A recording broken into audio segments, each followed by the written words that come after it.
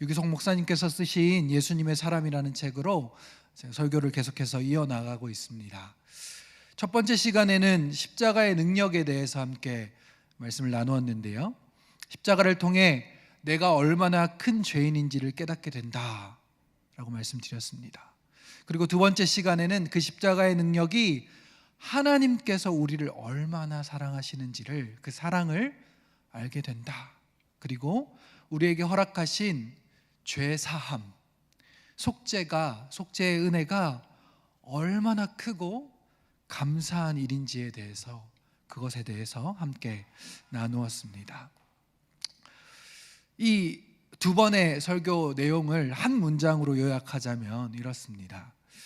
죽을 수밖에 없는 우리를 사랑의 하나님께서 그의 아들 예수 그리스도를 이 땅에 보내셔서 우리를 대신하여 죄값을 치르기 위해 십자가에 죽게 하심으로 우리를 죄인의 신분에서 하나님의 자녀의 신분으로 새롭게 하셨습니다. 이 놀라운 은혜의 복음이 십자가의 능력이다라는 것을 이야기한 것이죠. 이 복음의 진리가 그저 알고 넘어가야 하는 한 문장이 아니라 우리의 생애에 있어서 가장 중요한 한 문장임을 꼭 기억하고, 그것을 더 깊이 알아가고 더 풍성히 깨달아져서 감격과 감사가 우리 안에 계속해서 끊이지 않게 되기를 축복합니다. 계속해서 새로워지고 되새겨지며 이 십자가의 능력에 붙잡혀 살아가게 되는 하나님의 자녀들이 되시기를 주님의 이름으로 소망합니다. 그렇다면 이제 하나님의 자녀가 된 우리는 죄와 아무런 상관이 없는 사람일까요? 어떻게 생각하십니까? 제가 군 생활을 할 때 외롭고 힘든 군 생활 가운데 정말 오아시스와 같은 시간이 있었습니다. 언제였냐면 바로 교회 예배드리러 가는 시간이었습니다. 보통 주일 오전에는 부대 근처에 있는 개척교회 목사님께서, 또 수요 저녁 때에는 대대 군종병이 인도하는 정기적인 예배가 있었습니다. 그리고 주일 저녁에는 매달 셋째 주에였던 것 같은데요, 조금은 먼 곳에서 예배를 함께 드리기 위해서 꾸준히 오시는 교회 목사님과 성도님들이 있었습니다. 그런데 이 저녁 예배 때 오시는 목사님의 설교가 조금은 이상하다 느낄 때가 종종 있었는데요, 어느 날 설교를 시작하시면서 이런 질문을 하셨습니다. 자기가 구원받았다 생각되는 사람은 손을 들어보라는 것입니다. 몇몇의 병사와 함께 저는 손을 들었고, 손든 병사들은 뒤에 대기하고 있는 어머니 같은 분들과 1대1 상담을 하도록 지시했습니다. 그렇게 한 분과 1대1 상담을 시작하게 되었는데, 군 생활은 많이 힘들지 않냐? 요즘 고민은 어떤 거냐? 이런저런 이야기를 나누던 중에 구원을 언제 받았냐라고 묻는 것입니다. 그래서 중학교 때쯤 여러 수련회와 삶을 통해서 살아계신 나의 하나님을 만나고 죄의 고백과 구원의 은혜를 경험했다라고 대답했죠. 그랬더니 이분이 그렇다면 구원받은 그날이 몇 년, 몇 월, 며칠이었냐 질문하는 것이었습니다. 사람도 태어나면 생일이라는 것이 있는 것처럼 거듭난 그날이 영적 생일인데 그거 모르면 안 된다는 것이었죠. 제 생일을 제가 어릴 때 기억하고 있다가 알게 되는 것입니까? 아니죠. 부모님께서 말씀해 주셔서 알게 되는 것이죠. 순간 살짝 당황했지만 말로만 듣던 구원파구나 알아챘습니다. 그 사건 이후로 목사님의 설교가 이상했다 여겨졌던 부분들이 명확해졌는데요, 구원파는 구원받은 이후에는 회개하지 않아도 된다 말하고 어떻게 살아도 상관없다 말합니다. 그래서 이들은 주기도문을 사용하지 않습니다. 왜냐하면요, 우리가 우리에게 잘못한 사람을 용서하여 준 것 같이 우리 죄를 용서하여 주시고 라는 이 회개 부분 때문입니다. 거듭난 사람은 더 이상 죄가 없다고 가르치고요, 그래서 회개도 필요하지 않다 이야기하는 것입니다. 그런데 성경은 그렇게 가르치고 있지 않습니다. 예수님을 믿고 죄에서 구원받았다는 것은 우리가 하나님께 용서받고 용납된 자녀가 되었다는 것이지, 이제부터는 죄를 지어도 좋다거나 죄의 문제는 더 이상 신경 쓰지 않아도 된다는 말이 아니라는 것입니다.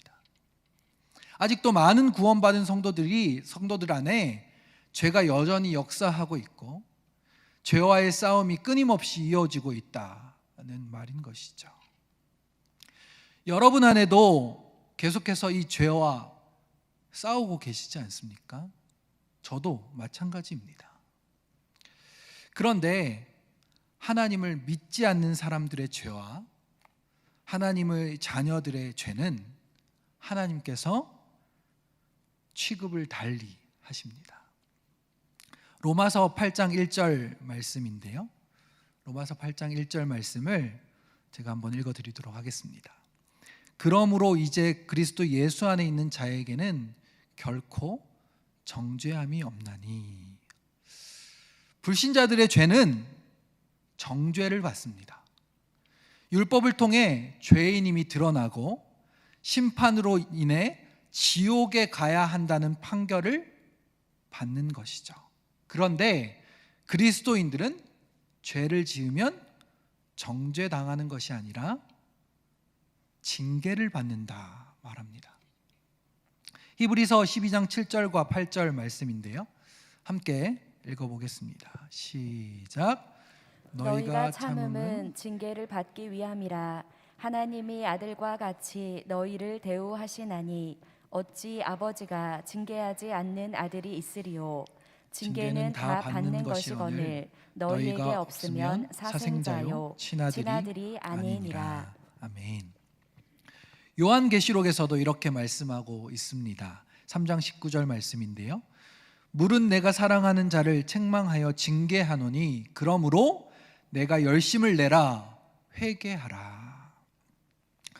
아버지가 아들을 혼내서라도 바로 잡아주시고 바르게 자라기를 원하시는 것처럼 너희를 그렇게 친아들처럼 대우하시는 것이다 라고 히브리서를 통해서 말씀하시고, 요한계시록에서는 징계를 통해 회개하게 하시기 위함이다 라고 말씀하고 계신 것이죠.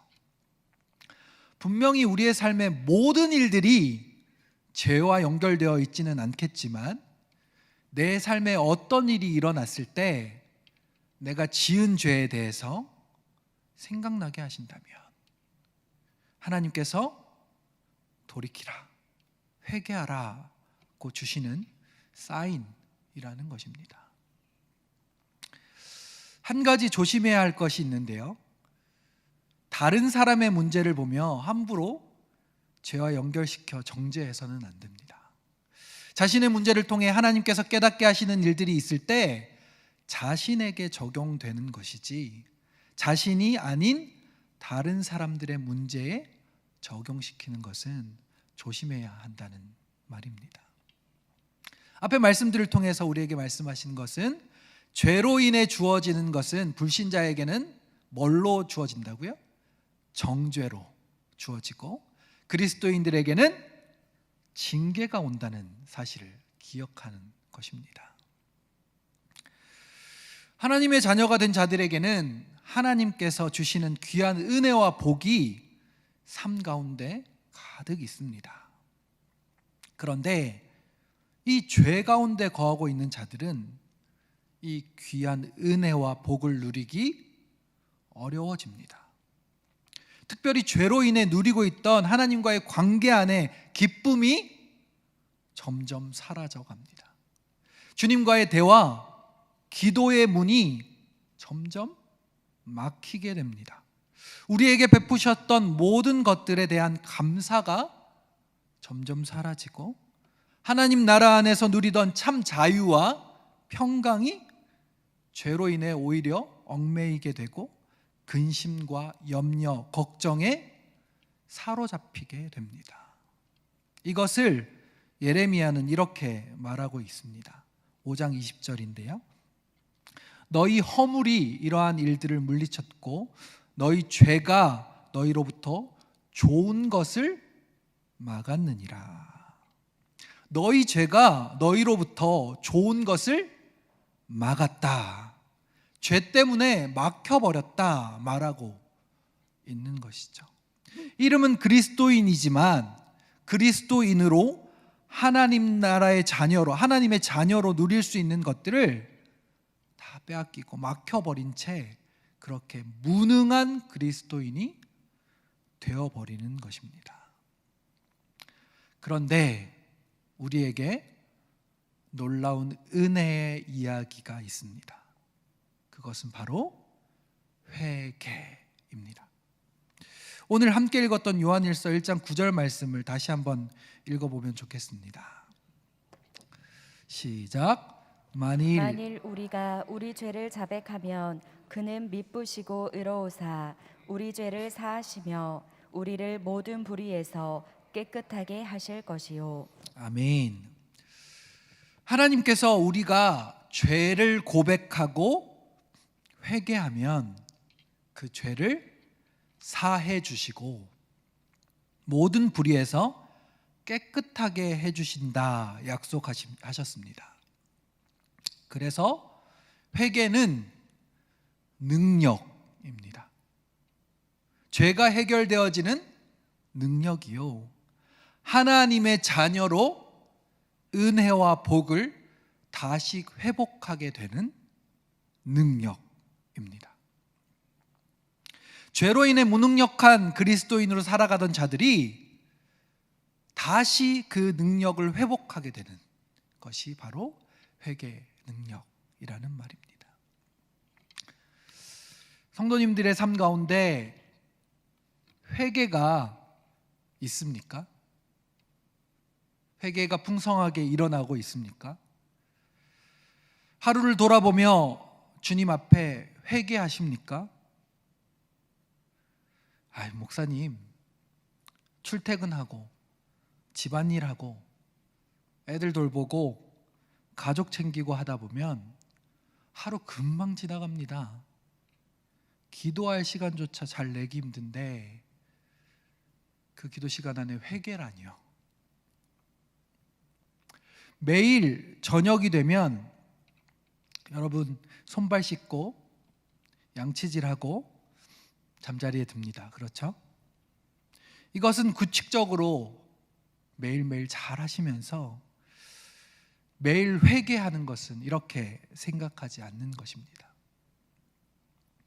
우리의 삶이 주님 앞에 잘 연결되어 있으려면 주님의 약속의 말씀 의지해서 믿음으로 회개해야 합니다.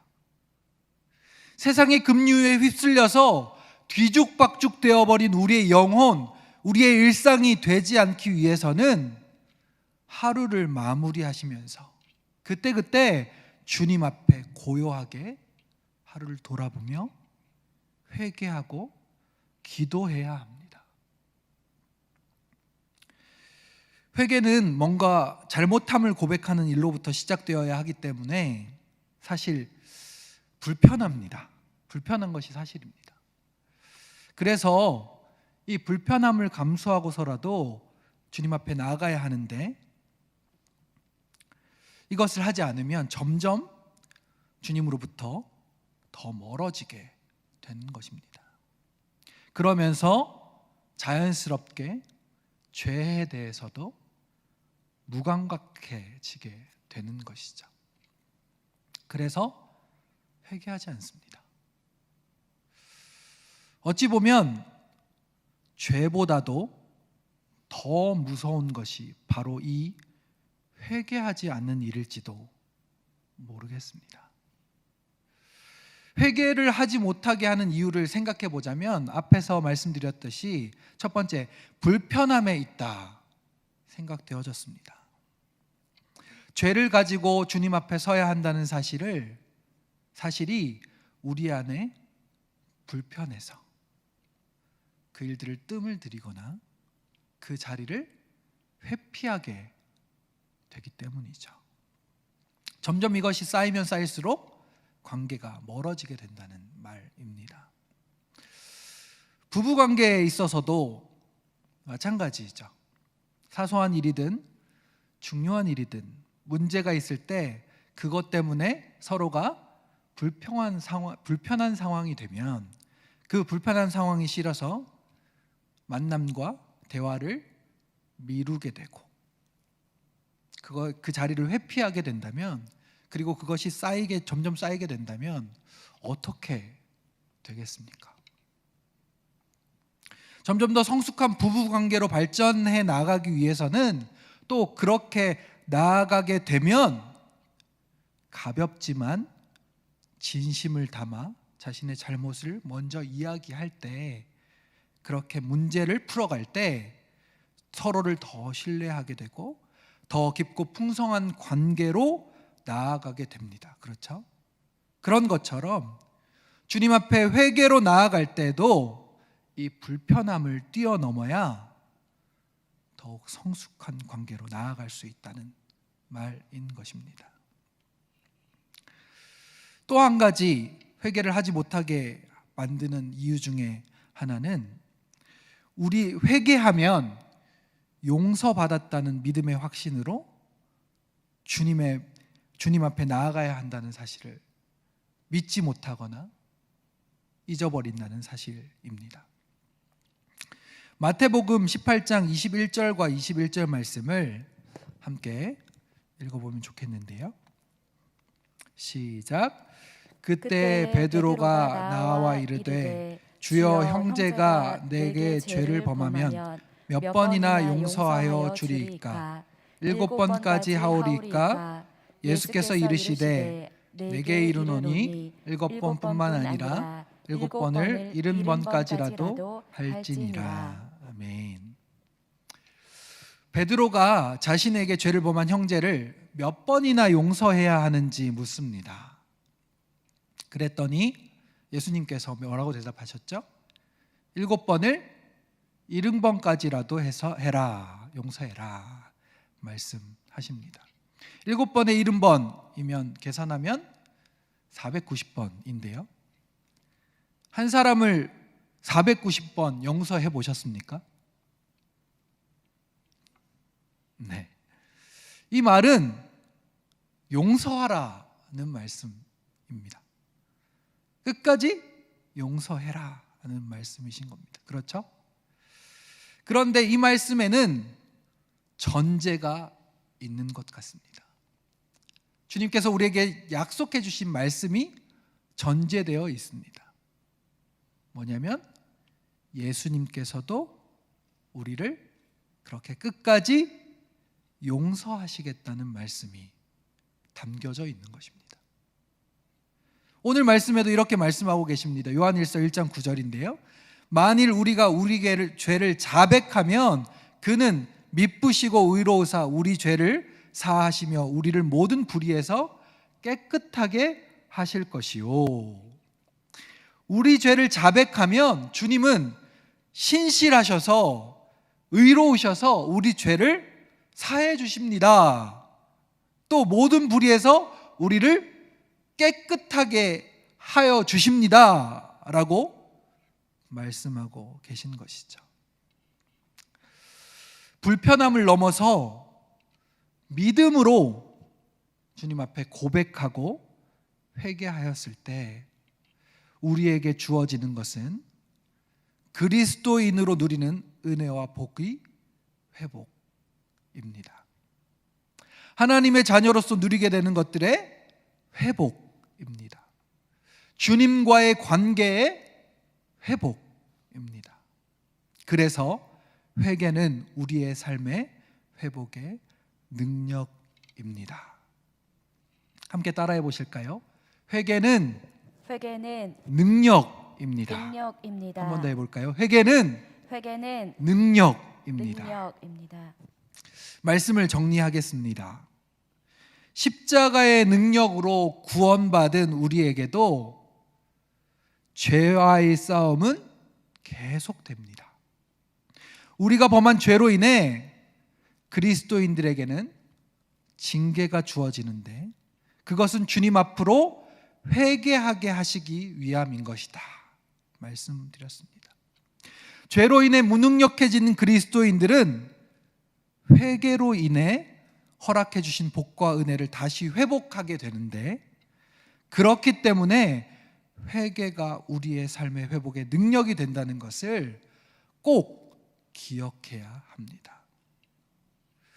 죄를 들고 주님 앞에 서야 하는 죄책감과 두려움, 불편함을 넘어서서 약속의 말씀 믿고 신뢰함으로 회개의 문을 열 때 주님과의 관계가 회복되고 더욱 풍성해지는 참 기쁨을 맛보는 그 은혜가 우리에게 있다는 말입니다. 그 은혜가 모든 성도님들 가운데 가득하시기를 주님의 이름으로 축복합니다. 발을 씻겨주시며 말씀하셨던 예수님의 비유처럼 하루의 삶을 마치고 몸을 씻으며 우리의 죄에 대해서도 매일매일 회개하고 영혼의 회복을 경험하는 은혜의 하루하루가 되시기를 간절히 소망합니다.